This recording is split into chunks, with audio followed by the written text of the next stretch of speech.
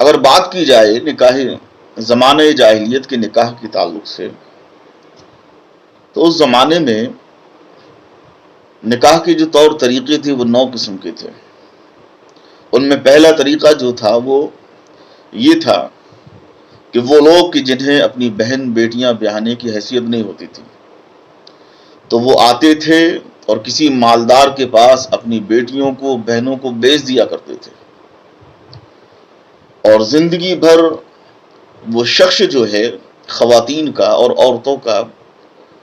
ایک استعمال کرنے والی چیز کی طرح ان کو استعمال کیا کرتا تھا، اور اس طرح سے ایک شخص 10 20 بیویوں کا مالک ہوا کرتا تھا۔ بیویوں کی ادلا بدلی ہوا کرتی تھی۔ مثلا ایک شخص کو کسی دوسری کی بیوی پسند آ گئی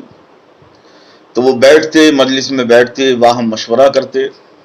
اور وہ کہتے چند دنوں کے لیے تو مجھے اپنی عورت دے دے، میں تجھے اپنی عورت دے دیتا ہوں۔ اس طرح سے جو ہے نہ تو عورت سے پوچھا جاتا تھا، نہ اس کی مرضی کا خیال کیا جاتا تھا، اور جب تک جس کا جی چاہتا، جس کی بیوی کے ساتھ جی چاہتا، اس طرح سے وہ جو ہے بیویاں بدل کر ان کے ساتھ جو ہے اپنی آرزوؤں کو اور تمناؤں کو پورا کیا کرتے تھے۔ تیسرا قسم جو تھا وہ نکاح متع کا تھا، یعنی ٹیمپریری میرج، اور وقتی طور پر کسی سے شادی کر لینا۔ اس میں بھی نہ نکاح ہوتا تھا، نہ کوئی گواہ ہوا کرتے تھے، نہ پڑھانے والا کوئی قاضی ہوتا تھا، نہ شادیوں کی طرف کوئی تقریب ہوا کرتی تھی۔ بس یہ ہوتا تھا کہ مرد اور عورت رضامندی سے ایک مدت تک کے لیے میاں بیوی ہو جاتے تھے، اور اس کے بدلے میں عورت کو کچھ مال اور دولت دے دیا جاتا تھا، اور جو اولاد پیدا ہوتی تھی اس کو جو ہے ماں کی طرف منسوب کر دیا جاتا تھا کہ یہ ماں کا کام ہے، اس نے اولاد جنی ہے، اس کا باپ کون ہے، باپ کا نام نہیں ملتا تھا۔ چوتھی قسم کا جو نکاح تھا وہ یہ تھا کہ مرد اور عورت بغیر شادی کے میاں بیوی کی طرح رہتے جب تک ان کا دل چاہتا، جس کو آج کے دور میں لیو ان ریلیشن کہا جاتا ہے، اور جب ان کا جی بڑھ جاتا تو وہ الگ ہو جاتے۔ پانچویں قسم کا جو نکاح تھا وہ یہ تھا کہ جنگ میں اور لڑائی میں جو خواتین اور عورتیں ہاتھ میں آتی ان کو جو ہے اپنے گھر کی زینت بنا لیا جاتا، حرم کی زینت بنا لیا جاتا، اور ان کو جو ہے ایک عام چیز کی طرح جو استعمال کیا جاتا، ان کو صرف جو ہے گھر میں رکھی ہوئی ایک چیز ہی کا درجہ دیا جاتا، نہ تو اس میں ان کی کوئی مرضی ہوتی، نہ وہ اپنی مرضی کی مالک ہوتی، نہ وہ قید سے باہر ہی آ سکتی تھی۔ اور چھٹویں نمبر پر جو نکاح تھا وہ نکاح شغار کہلاتا تھا، یعنی بٹے سٹے کی شادی، کہ تو میری بیٹی کے ساتھ نکاح کر لے، میں تیری بیٹی کے ساتھ نکاح کر لیتا ہوں، تو میری بہن کے ساتھ نکاح کر لے اور میں تیری بہن کے ساتھ نکاح کر لیتا ہوں۔ اور اس نکاح میں بھی عورت کی مرضی سے پوچھا نہیں جاتا تھا، نہ اس کی مرضی کا کوئی خیال رکھا جاتا تھا۔ اسی طرح سے ایک اور نکاح ہوا کرتا تھا جو انتہائی بھدی شکل تھا، اور عورت کو جو ہے دوسرے مرد کے ساتھ سونے پر مجبور کیا جاتا تھا۔ وہ یہ تھا کہ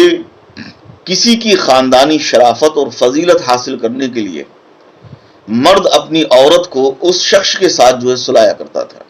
مثلا کوئی اونچے خاندان سے ہے اور اونچی نسب سے ہے، اعلیٰ خاندان سے ہے، اور کوئی نیچے خاندان سے ہے، تو وہ جو نچلے خاندان سے ہے اپنی عورت سے کہتا تھا کہ فلاں مرد کے ساتھ سو جب تک تو پریگننٹ نہیں ہو جاتی، حاملہ نہیں ہو جاتی۔ اور یہ لوگ اس لیے کرتے تھے تاکہ اس خاندان کی اور اس نسب کی جو خوبیاں ہیں، اس نسب کی جو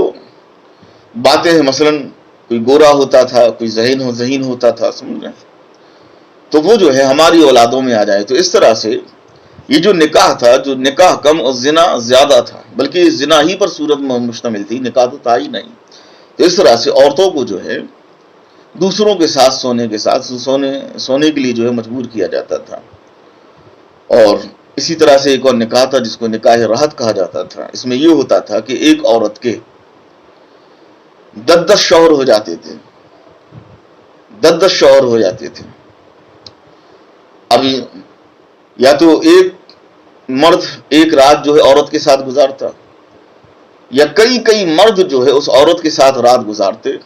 اور اسے اپنی جنسی شہوات اور تسکین کا اسے سامان بناتے۔ اور اسی طرح سے 90 نمبر پر جو نکاح آتا ہے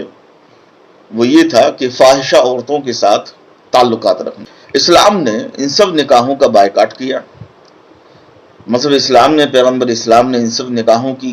شد اور مد کے ساتھ تردید فرمائی اور عورت کو ایک مقام اور عزت دی عورت ہونے کی حیثیت سے کہ جب رشتہ آئے تو بچیوں کی مرضی کا خیال رکھا جائے، عورت کی مرضی کا خیال رکھا جائے. یہی وجہ ہے کہ جب نکاح پڑھانے والا قاضی بھی اس وقت تک نکاح نہیں پڑھا سکتا جب تک کہ وہ عورت سے اجازت نہ لے لے. تو زمانے